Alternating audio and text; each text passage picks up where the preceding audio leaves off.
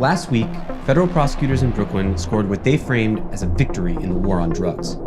They convicted Genaro Garcia Luna, Mexico's former top law enforcement official, of taking millions of dollars in bribes from El Chapo and the Sinaloa Cartel. Luna is accused of taking bribes from especially drug kingpin Joaquin El Chapo Guzman while providing protection for him. The Zetas don't just kill, they execute, and in the most gruesome ways imaginable.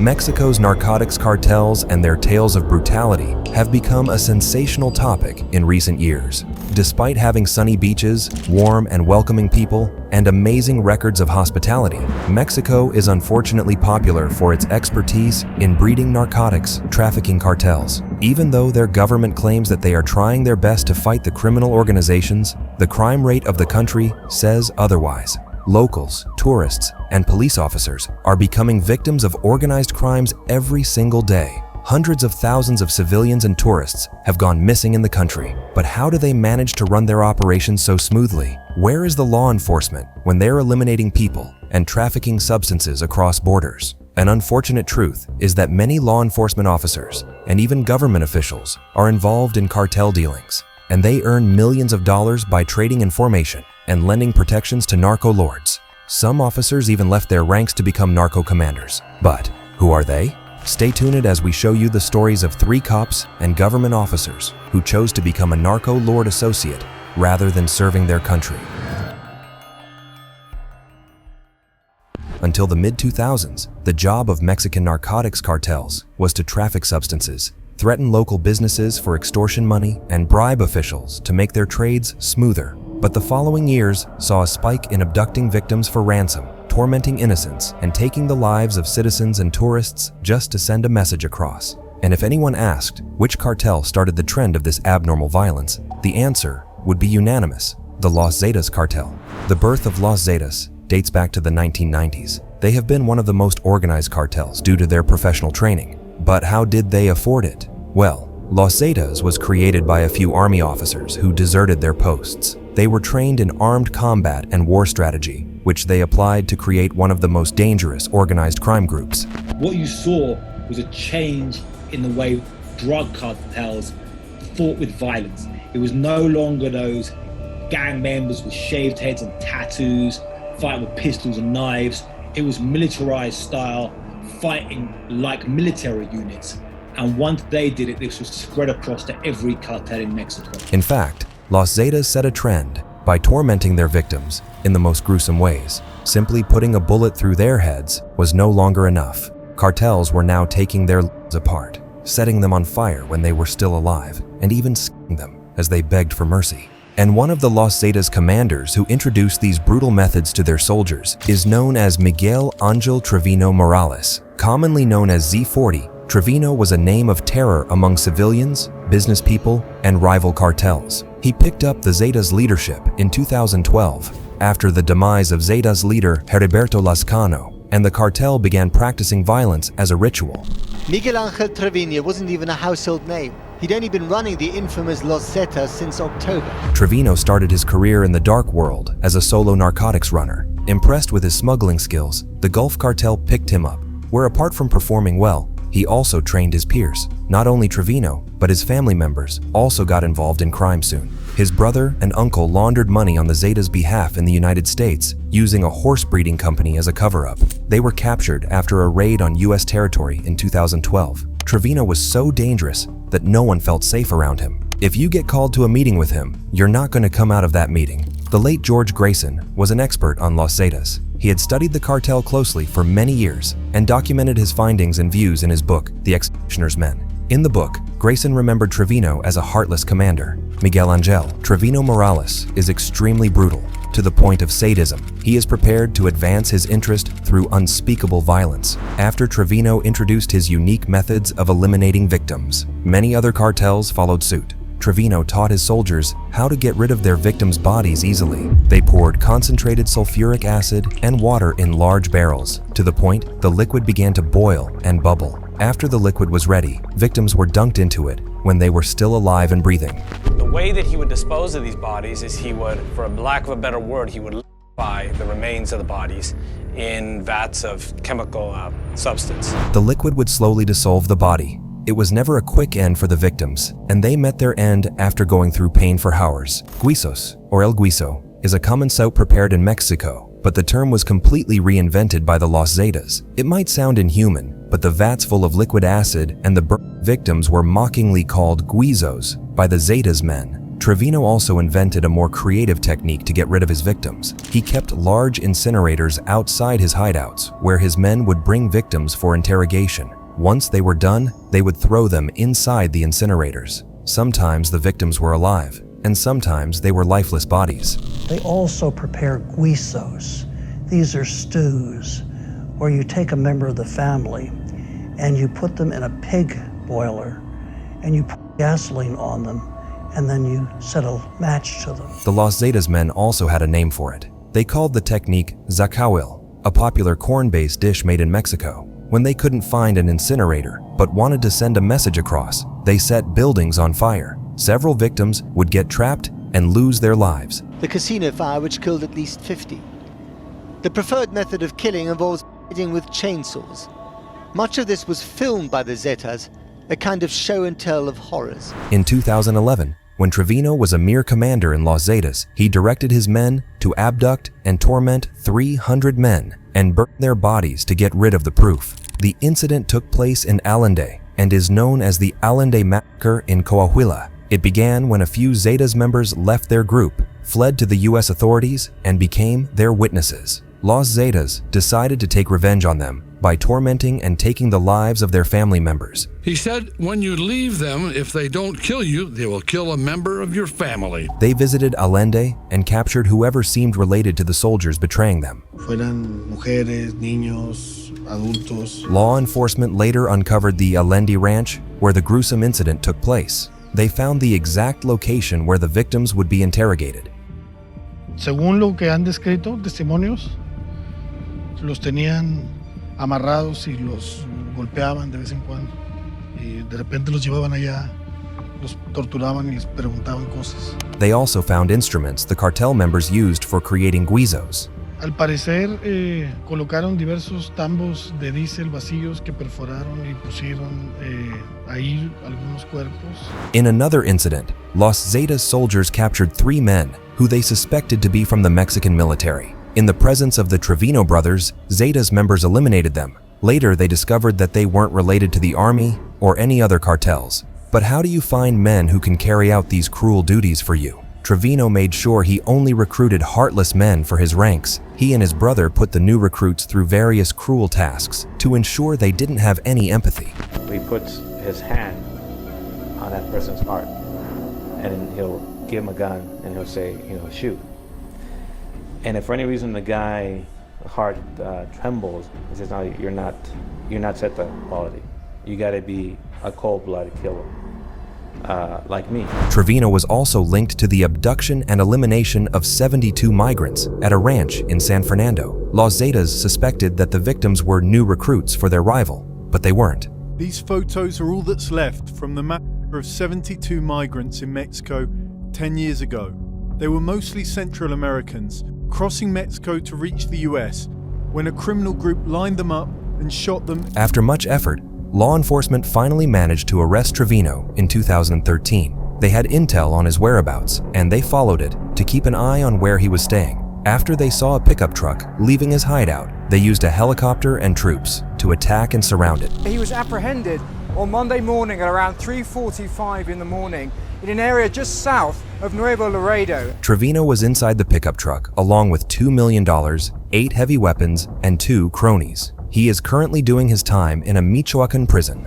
There were talks about his extradition to the United States, but due to his high-profile status, the authorities didn't want to risk it. His brother was scheduled to pick up the leadership of the cartel, but his arrest took a major blow and caused it to collapse. Although Los Zetas isn't active anymore, the legacy of brutality left behind by Trevino has shaped the next cartels and has created a generation of narco commanders who are cruel beyond imagination.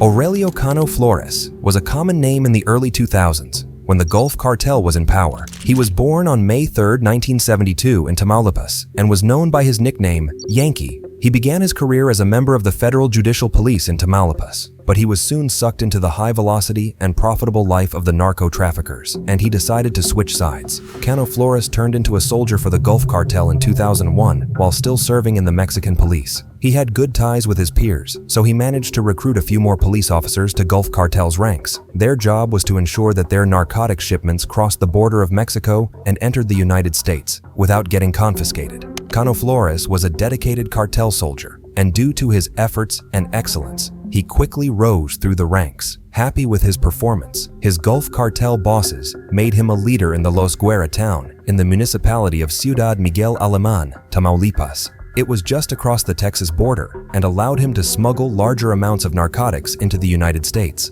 During his tenure in the Gulf Cartel, Cano Flores also worked with Los Zetas. Their primary task was to protect the Gulf Cartel from enemy attacks, intimidate rival cartel members, and protect their plaza areas. Soon, Cano Flores became the leader in Camargo, Tamaulipas, where he actively smuggled multiple types of narcotics into the United States. The U.S. State Department announced up to $5 million in bounty for information on him that could lead to his arrest. On June 10, 2009, Mexican police found and arrested Cano Flores from Camargo. He was also in possession of a firearm, a magazine device, and 30 rounds of ammunition. In November 2010, he was charged with trafficking over 11 pounds and 2,200 pounds of two different types of narcotics to the United States. Allegations also included corruption, elimination of civilians and officers, abduction, and intimidation.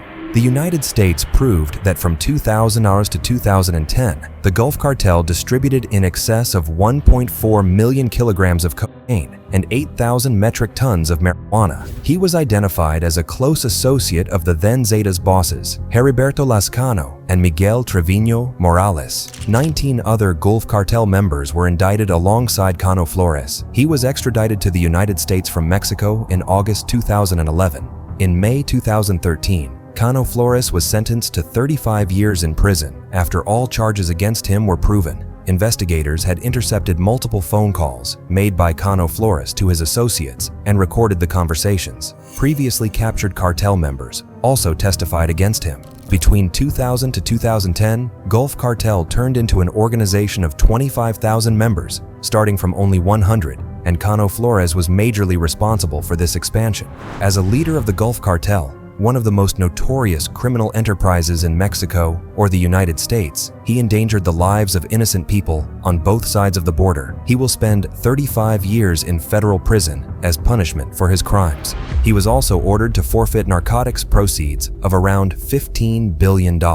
Authorities brought up his role in the Mexican police and mentioned that his association with a cartel endangered many lives. Aurelio Cano Flores used his position as a Mexican police officer to help one of the most violent and brutal drug trafficking organizations in the world bring vast amounts of drugs into the United States. Like many other cartel leaders, he posed a threat to the citizens of both the United States and Mexico. Cano Flores is in the Beaumont Low FCI, or the Federal Correctional Institution, serving his sentence. His greed landed him in a dark pit. Had he chosen to serve his country, he would probably be in a better place today. In 2023, the world was left in shock when a high-ranking official of Mexico was apprehended because of his possible link to Joaquin El Chapo Guzman, the notorious narco lord and founder of the biggest Mexican narcotics cartel named the Sinaloa Cartel. He is none other than Genaro Garcia Luna, the former Secretary of Public Security in Mexico. He took an oath to protect his people from the violence of criminal organizations, but unfortunately, he ended up joining the other side. Genaro Garcia Luna was born in Mexico City on July 10, 1968. He finished college in Mexico and went to the U.S. to pursue a higher degree. He specialized in security and intelligence and was trained in various countries like the United States, Spain, Israel, and Japan. He started his career in 1989 in intelligence, and in December 2006, he became the Secretary of Public Security of Mexico. He made many contributions to the advancement of the Mexican police force, but as he continued to climb the ladders, his personal life came under more scrutiny. Luna owned multiple pieces of assets and cars and had a lavish lifestyle. It has been revealed that the former security chief inexplicably built a fortune in 6 years. According to his asset statements, the former official owned a home valued at MXN $450,000 and another priced at MXN $500,000 in 2002 to owning a house worth MXN $550,000, luxury cars, and other properties in 2008. But Garcia Luna could never clarify how he had obtained such luxury. It didn't match his employment status. A government employee in Mexico generally can't gather so much wealth in their lifetime. According to official numbers, Garcia Luna, his salary increased by 120% and his assets increased their value 5 times. The Public Service Ministry, SFP, initially shared information about his ownership of a Harley-Davidson motorcycle and 2 Mustangs. But years later, it refused to provide information in regards to his assets. The Sinaloa kingpin Joaquin El Chapo Guzman was extradited to the US in 2016. In one of his trials in 2018, a witness mentioned Garcia Luna and his associations with the Sinaloa Cartel, and all hell broke loose. Garcia Luna was one of the architects of Mexico's modern drug war, overseeing all federal law enforcement. But the trial revealed that for more than a decade, until he left office in 2012, he was selling information to cartel leaders, enabling them to smuggle tons of drugs across the border. Authorities launched an arrest warrant against Garcia Luna, and he was finally apprehended in 2019. Officials, locals, and people from all around the world were astounded because this man was responsible for ensuring the safety of his people and bringing law and order to society. As he was also working closely with many US officials, people began asking one important question. How did his US peers not know that Garcia Luna was secretly working with the Sinaloa kingpin? Garcia Luna worked closely with the FBI and DEA for more than a decade and had contacts in the highest levels of the American government. In all that time, is it really possible that the Americans had no idea what he was up to? It wasn't really difficult for the Sinaloa Cartel to pocket many top government officers in Mexico. They had power and money, so they could either bribe the officers or remove them from the scene. The crucial skill that set the Sinaloa Federation apart from other cartels is that while some were buying heavy weaponry, the Sinaloa Cartel were buying politicians. Investigations later proved that Garcia Luna's vast wealth indeed came with bribe money that he received from the Sinaloa Cartel, and the amount would raise anyone's eyebrows. U.S. prosecutors say the bribes could be in the tens of millions of dollars. Prosecutors alleged that he received around $274 million in bribes from the cartel from 2001 to 2012. First as head of the Federal Investigative Agency, the Mexican equivalent of the FBI, and then as Secretary of Public Security. So what did Garcia Luna do? In exchange for this hefty bribe, reports further elaborated that he helped the narco traffickers smuggle narcotics shipments into Mexico and unload them without the fear of getting caught. He let them use submarines, planes, and just about any other method they could use for smuggling. Witnesses testified that federal police officers under Garcia Luna's watch would sometimes unload shipments for the cartel or serve as bodyguards for drug bosses. On top of that, he also ensured that the cartel could smuggle the narcotics out of Mexico and into the United States. The US authorities tracked his time of tenure to understand exactly how involved he had been with the cartel. They uncovered that between 2002 and 2003, they confiscated around 8,000 pounds of narcotics in New York City. But what does that mean? It means that Garcia Luna was responsible for the smuggling of a major portion of the total amount, if not all. It's alleged that Garcia Luna helped the Sinaloa drug cartel smuggle more than 50 tons of cocaine into the U.S. If the allegations against Garcia Luna are true, it means he would have been working for the cartel when these record-setting cocaine seizures happened. He also aided the cartel in spreading the substances in their home country. Garcia Luna also sold information to the cartels. He told them when the officers were planning a raid and whom they were targeting to capture. As a result, the Sinaloa soldiers could always prepare for battles and would evade getting captured. Former cartel members testified this week that Garcia Luna accepted millions from the cartel in exchange for providing the cartel with information about police operations targeting cartel members. Garcia denied all allegations against him and pleaded not guilty. Authorities also called former members of the DEA to examine their ties to him and to understand how Garcia Luna was able to help the Sinaloa Cartel without their knowledge. Prosecutors called members of the DEA, U.S. Customs and Border Patrol, and the New York Port Authority to discuss the various ways drugs were being brought into the U.S. and the vast amounts of cocaine being seized right here in New York City. This also alerted the U.S. government officials, and they demanded answers from the officials who worked closely with Garcia Luna. Senator Chuck Grassley sent a letter to the heads of the DEA and FBI demanding an explanation for how Garcia Luna was able to work for the U.S. while also helping El Chapo smuggle more than 100,000 pounds of across the border. However, some experts speculated that the U.S. officials knew about Garcia Luna's association with the Sinaloa kingpin, and they knew to not trust him completely. But they kept in touch with him because they had other uses for him. However, their involvement with Garcia Luna was carefully avoided during his trial. The prosecutors focused more on Garcia Luna's tales of corruption. Prosecutors kept the case focused on corruption in Mexico. But the clear implication is that the Americans must have known more about Garcia Luna's cartel involvement than they've let on. After Garcia Luna was found guilty in his trial, the authorities praised the prosecutor and the DEA for unveiling the truth. They also mentioned that this move was a win for the DEA, and they would leave no stone unturned to capture and punish narcotics traffickers and organized criminals. DEA will stop at nothing to pursue corrupt political officials who engage in drug trafficking and violence, said DEA Administrator Ann Milgram.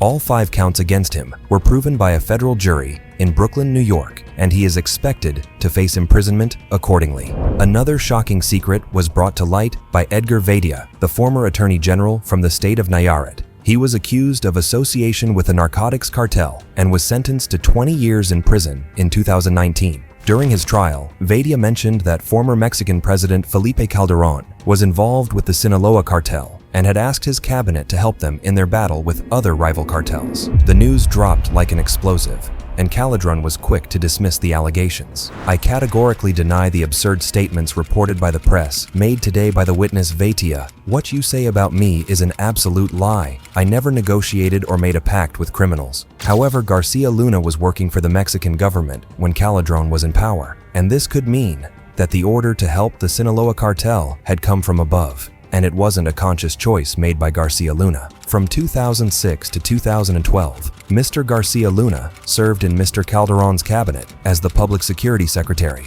a powerful post in which he effectively ran the Mexican government's war against drug cartels. Could this mean that Calderón is in trouble? Could Garcia Luna have his prison time deducted? We can't wait to see what unfolds next.